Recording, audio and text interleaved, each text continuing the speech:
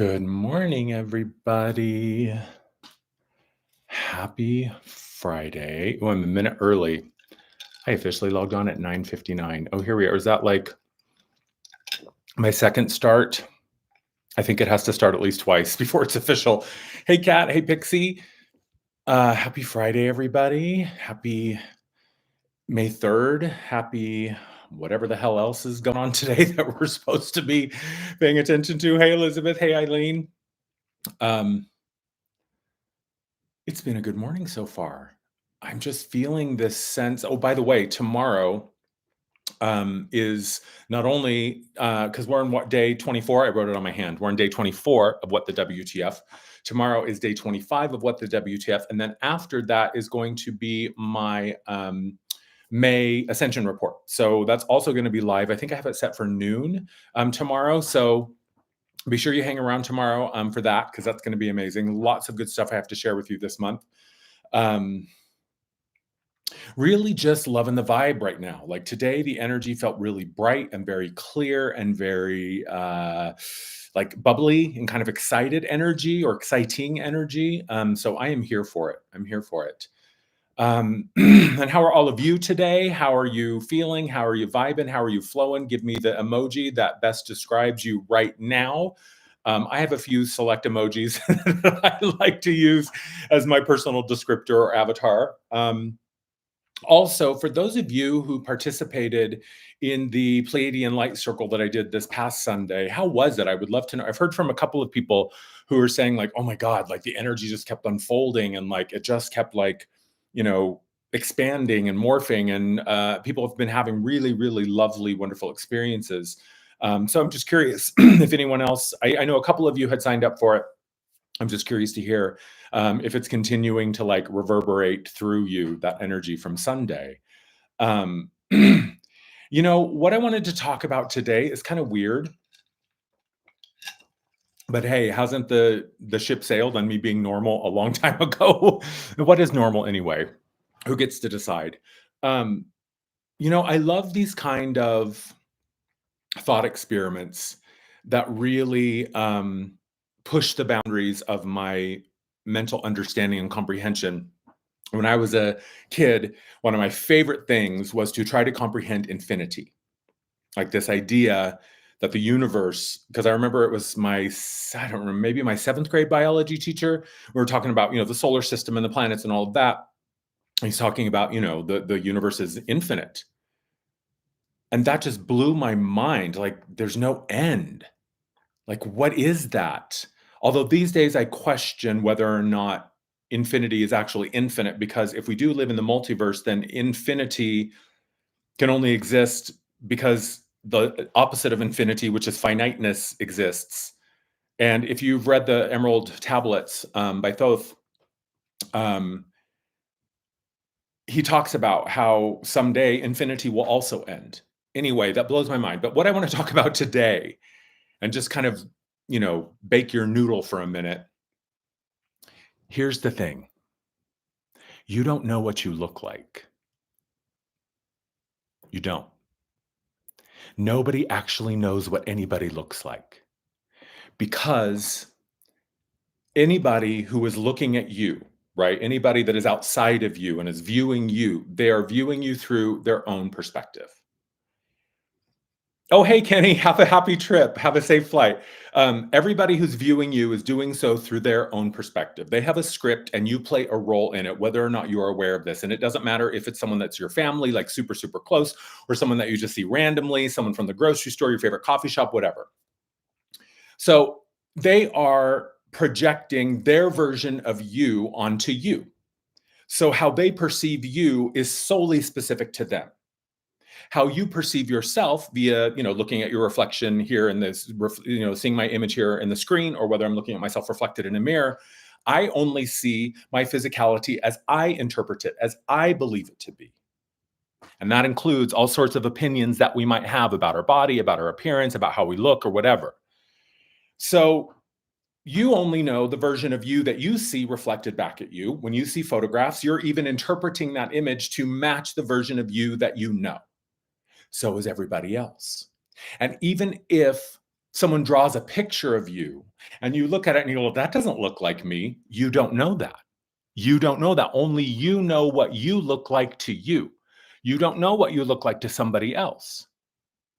And if you're standing in front of a mirror with somebody else, they'll point to your reflection and say, yeah, I see you. And you'd go, yeah, I see me too. But you would have no idea what they are actually seeing. Doesn't that blow your mind? Like, think about it. All of the effort and the money and the time and the resources and the energy and the focus that we put into our physical appearance, whether we don't care, whether we care about nothing, whether we care about everything, whether we are really focused on our physical fitness or not, whether, whatever it is, whatever our focus is, whatever our relationship is with our physical appearance, we still don't know what it looks like. We know what we see, but we have no way of knowing what anybody else is perceiving when they're looking at us. I just love these kinds of ideas because what it does for me is it returns me to that center where I can say, it's all a story. It's all a game. It's all a holographic projection through the mind. And I have no idea what I actually look like. And I love that.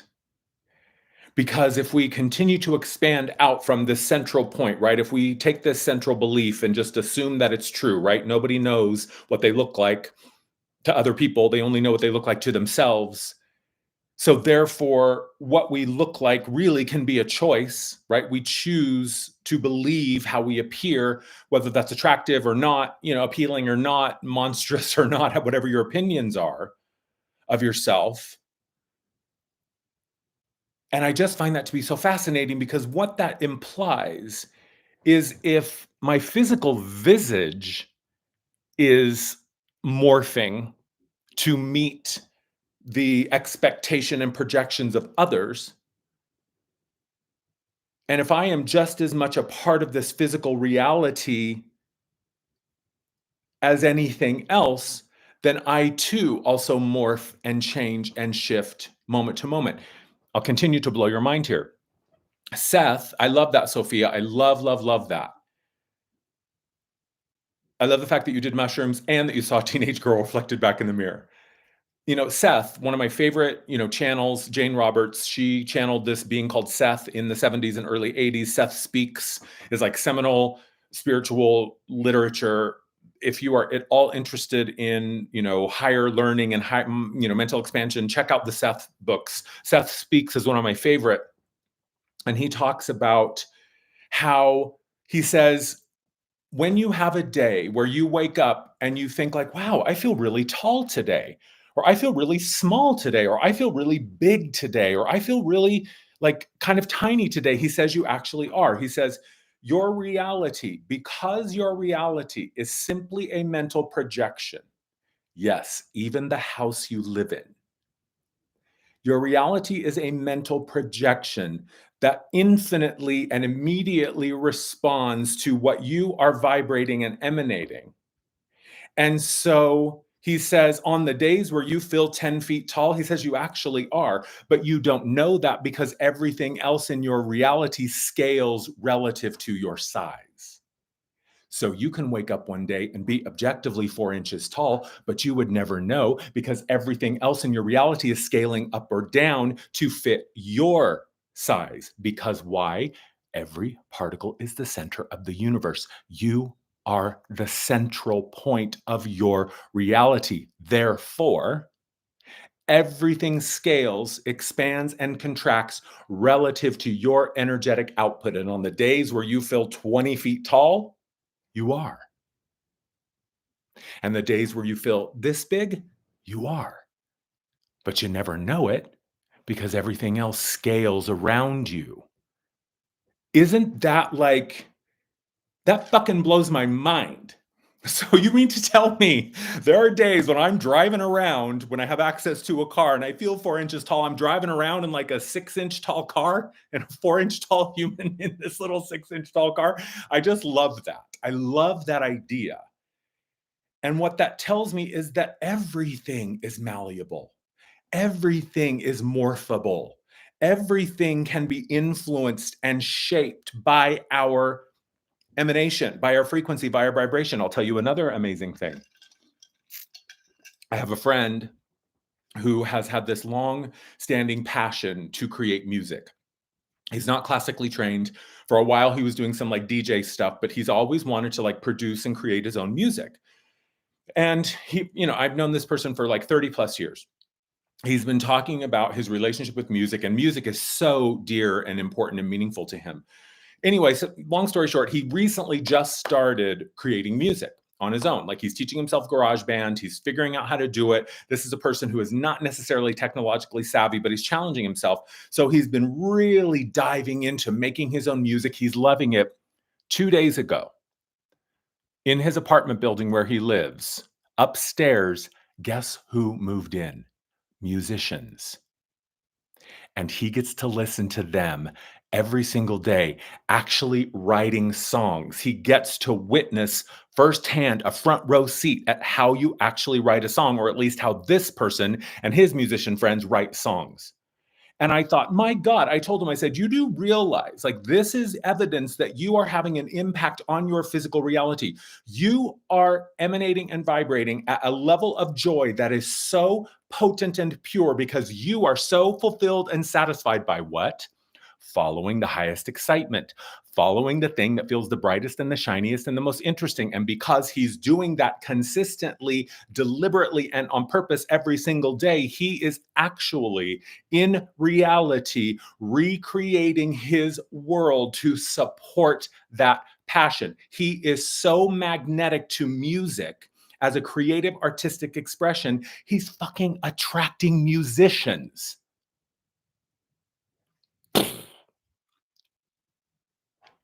Now sit there and tell me that you do not create your own reality. You want another one? So this was in 2014, 2013.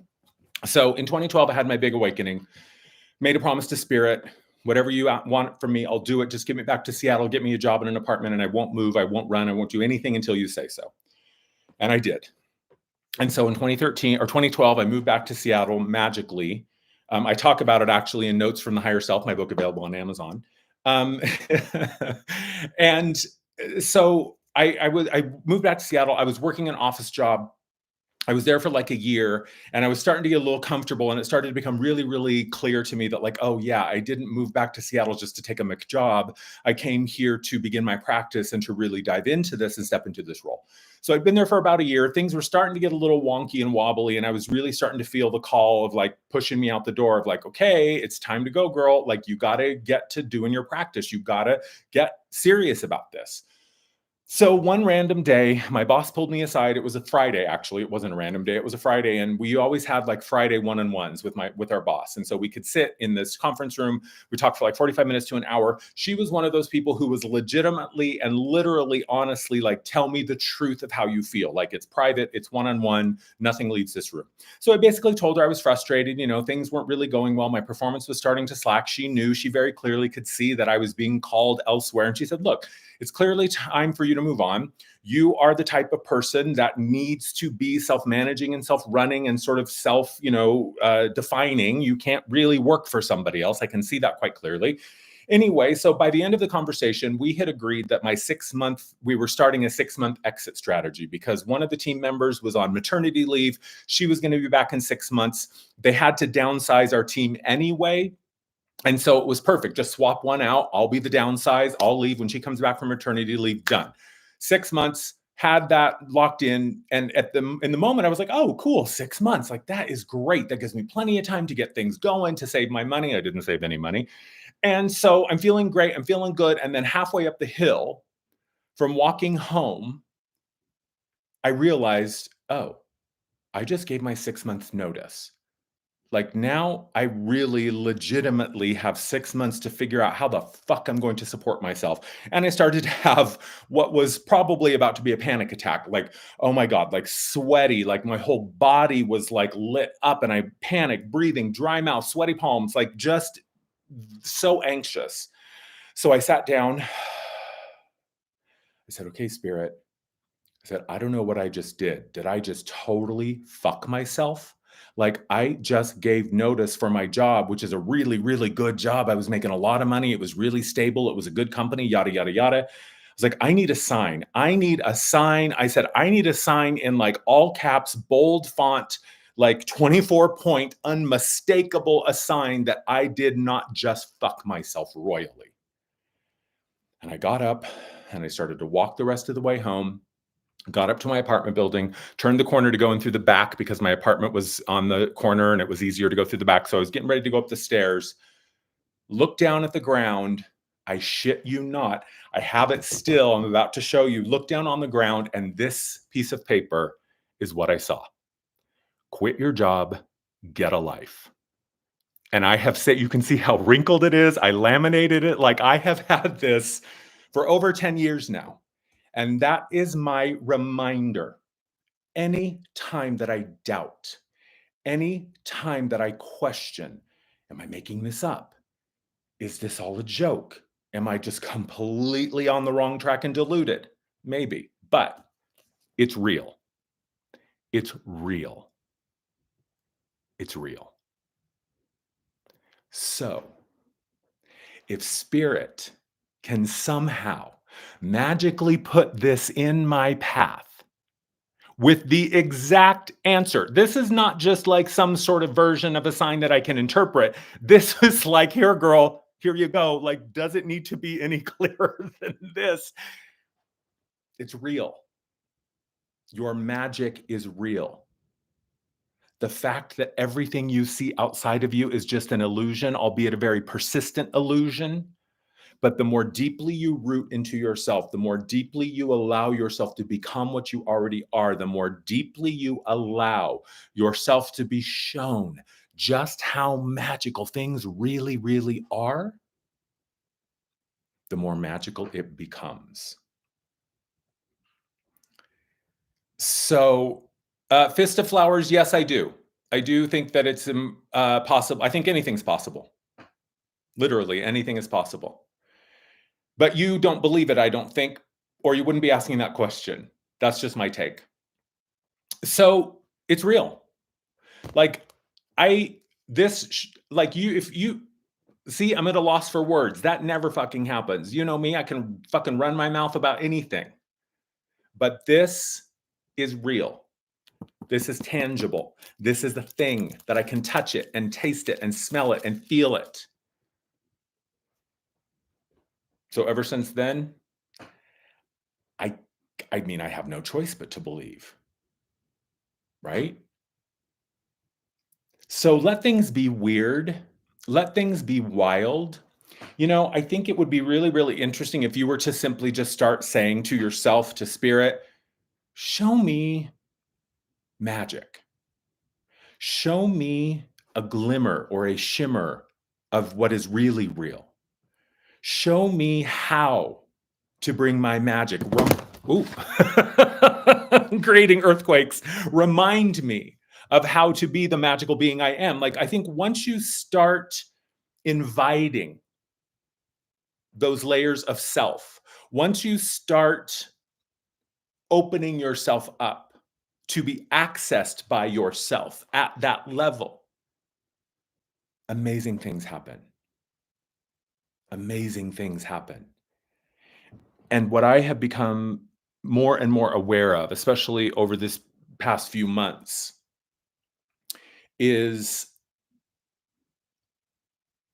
the deeper I lean into my belief, the deeper I lean into trust, and the less I require things to be proven to me and I just know it, you can just make a decision, right? Assume that everything is happening for your benefit. Assume that everything is magical. Assume that you can be shown when you request and allow yourself to see. So when you really begin to believe it and allow space for it to arrive and become curious about exploring it and dancing with it, then you begin to see the magic that is present in everything. Is it E. E. Cummings or C.S. Lewis? I'm not sure who the quote is, but those who don't believe in magic will never see it. It's true. Believing is seeing. Believing is seeing. Because here's the thing, spirit has no interest in whether or not you believe. Spirit is not out to prove the existence of itself. That's what the ego would do. Spirit is not fazed in the least by the questions of people saying, I don't believe it. I think it's all made up. That's not possible. That's just coincidence. Okay, you can think whatever you want. And for a long time, I did. For a long time, I operated at, if we think of the scale of 1 to 10, 1 to 100, I operated in the bandwidth of 1 to 10 all the time. Maybe I'd every once in a while let myself go up to 12, but I was just very, very focused and rigid and, specific about where I wanted to be and what I want. Oh God, there are those stupid hearts again. What I wanted to see and perceive. And I think honestly, part of the reason that I was so rigid in my thinking and so rigid in how I defined my reality was because I knew that once I started to even open it up just a crack, the lid would blow off. And I was afraid, I wasn't ready for it. And now I've looked in those corners that for years I purposely avoided. And yeah, I found a lot of shadow stuff and I found a lot of stuff that I was like, "Oh fuck, I really got to deal with this." But all the shadow does is hang on to your magic until you're ready to wield it responsibly. The shadow, an aspect of you that is disintegrated, only is disintegrated because you don't believe that you're it. And all it needs is for you to go finally say, "Okay, I surrender to the fact that there's some part of me here and this is just as much a part of me as everything else." And you let it in. And once you let it in and you begin to reintegrate it, it unleashes a tremendous amount of light back into your beingness and in your field because these disintegrated parts, when they are disintegrated, they need a little bit of our light to keep them alive. It's like a battery because they know, okay, I am being rejected. I am being excluded. There's a splitting or a fracturing happening here because of the trauma or because of whatever. There's just not the capacity to deal with it right now. So we divide part of ourselves off and we give a little bit of our battery, a bit of our energy to this part who says, okay, I'm going to hang out here in this traumatized state. I'm going to hold the burden of your trauma until you're ready to integrate it. But you got to promise me that at some point you're going to come back and get me because without me, you are incomplete because I have some of your light. Because I need something to keep me alive until you're ready to come back and begin the healing process. And once we begin to really understand the process of integration, once we begin to really understand how shadow works, how shadow work works, once we begin to really understand that we can call on these benevolent beings who are supportive within the shadow and within the void, and they're loving, benevolent beings, the shadow is nothing to fear. The darkness is just as important as your light. And once you begin to allow all of yourself to be present, that is when your field becomes complete. It becomes balanced because we need shadow to show us where the light is. We need light to show us where the shadow is. We cannot have one without the other. And the only thing that ultimately happens as we begin to acknowledge, embrace, and integrate our disintegrated aspects, the only thing that happens is they give us back ourself. They give us back the thing that they have been holding on to because they knew that we weren't ready. And the minute that we're ready, we go back to that moment in time and we say, hey, baby, come with me. I'm integrating you now. I don't need you to be lost in the past. I don't need you to be stuck in this trauma loop echo chamber anymore because I'm here. And we pick ourselves up and we put ourselves back home and we integrate. And then we come back to the moment where we currently reside. And now that light is back where it belongs, in the center. So that's what happens as a result of the shadow work. That's what happens when you finally decide to face yourself. That's all that happens. The only thing you ever discover on your spiritual journey is more of yourself. That's it. The only things you ever lose on your spiritual journey are things that never belonged to you to begin with. It's one of the lessons in Notes from the Higher Self. See if I can find it. Nope. But basically, the message is if something can be taken from you, it will be. So if it can be taken from you, let it be. Because the only things that you are ever taken from you are the things that were never yours to begin with. And it's interesting. Yay, Jane, thank you. It's interesting when I offer that to people, oftentimes what I hear is, well, what do you mean these things never belong to me, right? We always assume it's the good things. We always assume the things that can be taken from us are the things we love, the things we like, the things that we want to be, the things that identify us, the things that we invest ourselves into. But you know what else can be taken from you? Your suffering, your outdated beliefs about who you are, the limiting ideas and identities and agendas that you have been indoctrinated into. So losing doesn't mean you lose. Losing can actually be liberation. I call it the struggle blanket, right? And I see this all of the time, especially when people are first embarking upon their healing journey. And the struggle blanket is, we wrap ourselves in this misery and this suffering and this struggle. And we say, please, Spirit, God, the angels, universe, please take the struggle blanket from me. Please show me how to release this struggle. And then Spirit comes down and says, hey, do this. How about you take responsibility for yourself? Here's an opportunity to be accountable for everything that you've created and everything you've done. Here's an opportunity to liberate yourself from outdated beliefs, but it does require you to go in and sit with yourself and, manage your trauma, integrate your trauma, feel it, release it, and move on. And then we go, oh, no, I like my struggle blanket. Thanks, I'm good. I'll just wait for the opportunity where I don't have to do any work. So we say we want the change, and then change arrives, and we go, oh, no, I don't want that change, please. I want the change that is easy. I want the change that I can do while I'm still doing the things that I want to change, right? Like we want the shitty behavior, but we don't want the shitty outcome. And then when we have an opportunity to change the shitty outcome, we go, but I love the shitty behavior. Right? I love to drink. It's the hangover that I don't like. So how can I get rid of the hangover? By not drinking. But not drinking would force me to look at myself and why I choose to numb with alcohol. Exactly. So do you want to get rid of the hangover or not? I guess you don't. So don't say that you want to be free. And then when freedom arrives, you deny it. Because you don't want it if you're not ready to receive it and allow it. And in order to allow it and sustain it, you must become the version of you that doesn't need the shitty behavior. You feel me? So quit your job, get a life, or don't. It's all up to you. But if you want a new outcome, you have to try a new approach. Old keys will not open new doors.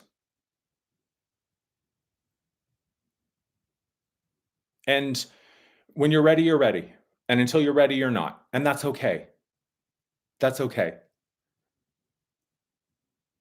Your outcome shows you what you believe. You can say that you want something, but if it's not manifesting, then there's something in your belief system that's a bit sideways. Because when you believe something, like when something is for real, a belief, and you embody it and you're like, fuck yeah, in it comes. You can't stop it. Quit your job, get a life. So lean into the magic. Lean into the weirdness. Let it be otherworldly. Let it be mind-blowing. Because that's when it gets really fun. Love you all. Hope to see you tomorrow for day 25. 5 left and counting. 5, 4, 3, 2, 1. And the May Ascension Report will be tomorrow live as well after the What the WTF. Love y'all. Have a fabulous Friday. I'm going to have some breakfast and go to the grocery store. That's my exciting day. Mwah. Have a fabulous day, everybody. Have a great weekend. See you tomorrow.